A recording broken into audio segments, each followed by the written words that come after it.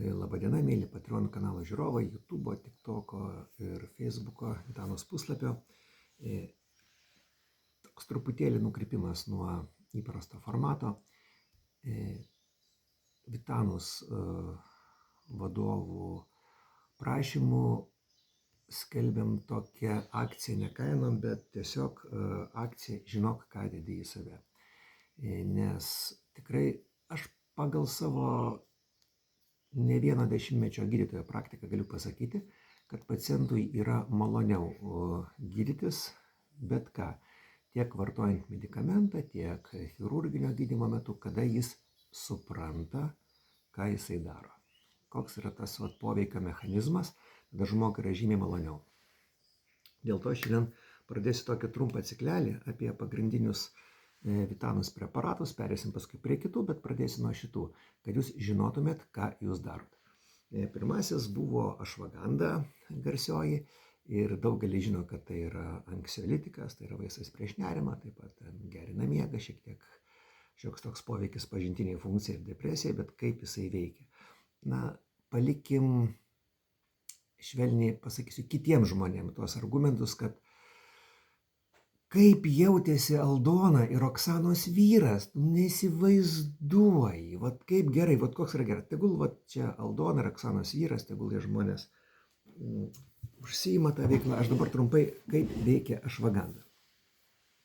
Daugumas preparatų visų, tiek, na, vadinkim, medicina kokią nors diklofenakinę, kurioje apie 100 metų, tiek ašvagandinė medicina, kurioje virš 4000 metų, jie dažniausiai veikia per receptorius. Kiekviena ląstelė turi receptorių, tai vat ašvaganda vadinasi preparatas, kuris veikia per hipotalamo, hipofizio antinksčių ašį.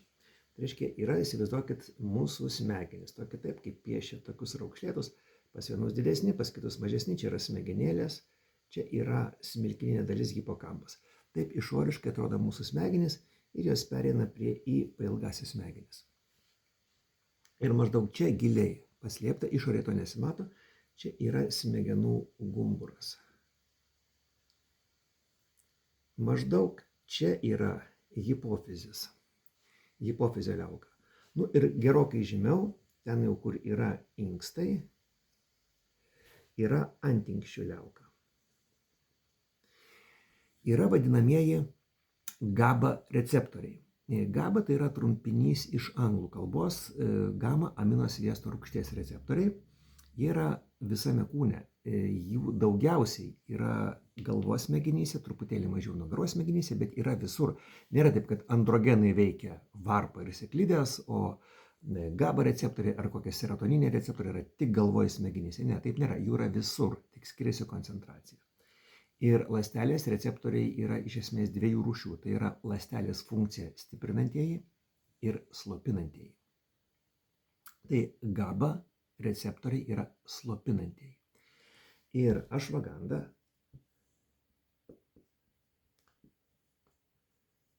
veikia GABA receptorius.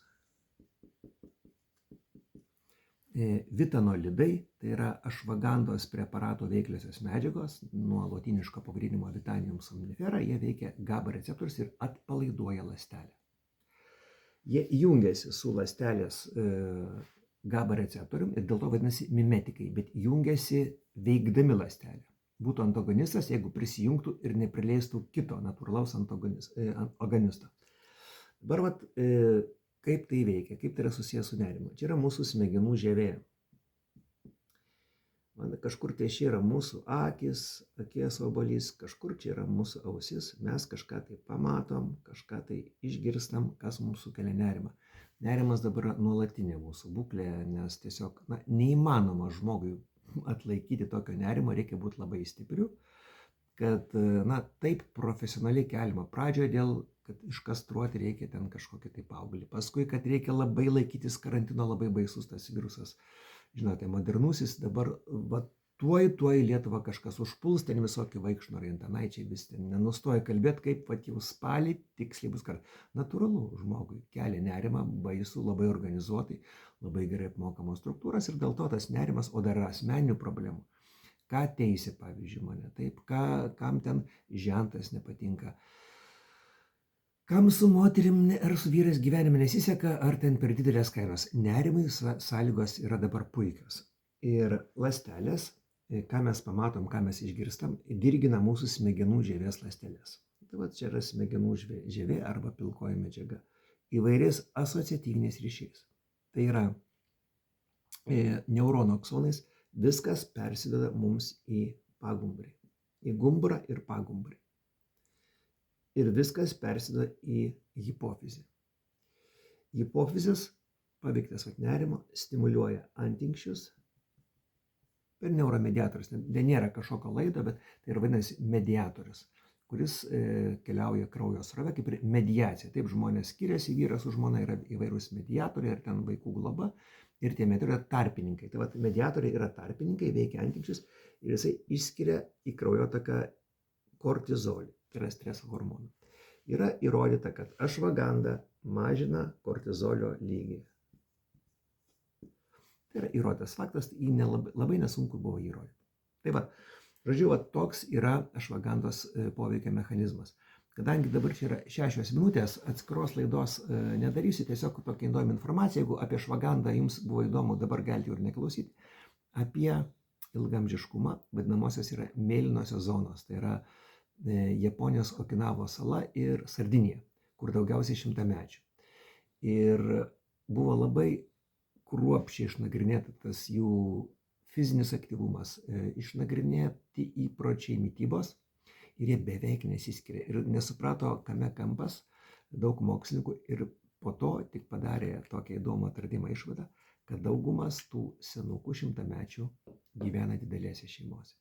Tai yra bendravimas. Ir tada pradėjo kryptingai tirti vienišumą ir vieniši žmonės gyvena žymiai trumpiau. Tai vat, mylėjai, jeigu esat vieniši, tai ten buvo tokia poveikio priemonė, vadinamoji mediciniška intervencija, tam tikri operacinio tyrimo tokie elementai. Tai intervencija buvo paskatinti seną žmogų, paskambinti savo vaikystės draugui, senam pažįstam, su kuriuo galbūt kažkada truputėlį apsipykė. Taip, Lietuva yra specifika, jeigu tu myli Šimonytę, tu negali kalbėti su Verygos kažkokiu ten šalininku ir atvirkščiai. Atvirkščiai gal silpniau, bet vis tiek yra toks antagonizmas, gal japonai ir italai to neturi. Ar sardiniečiai, jie savęs neskaito italais kažkaip. Tai va, bet žodžiu taip, mylėjai, tai va, ašvagandos poveikis yra per GABA receptorių. Jis tuo atpalaiduoja ląstelę, nes GABA receptorius yra slopinantis. Ir dabar dar kartą priminsiu, mylėjai, žinokite ne tik tai, ką perkat pagal pavadinimą, bet ir kokią dozę vartojate. Vartojimas turi būti taisyklingas. Ir žiūrėkite, iš ko perkate, kad nebūtų taip, kad ten ta ašvaganda su kažkokiais dar 5 elementais. Tiesiog drausmingai apsipirkinėkite ir tada tikėkitės realaus poveikio, nes kartais būna ir pasitaiko šitoje chuliganiško rinkoje tikrai labai daug yra visokiausių akių dūmimo. Tai va. Ir mes pakelkime visi kartu tą savo išmanimo lygmenį truputėlį aukštyn ir supraskime, kas su mumis darosi, naudojant vieną ar kitą preparatą. Iki.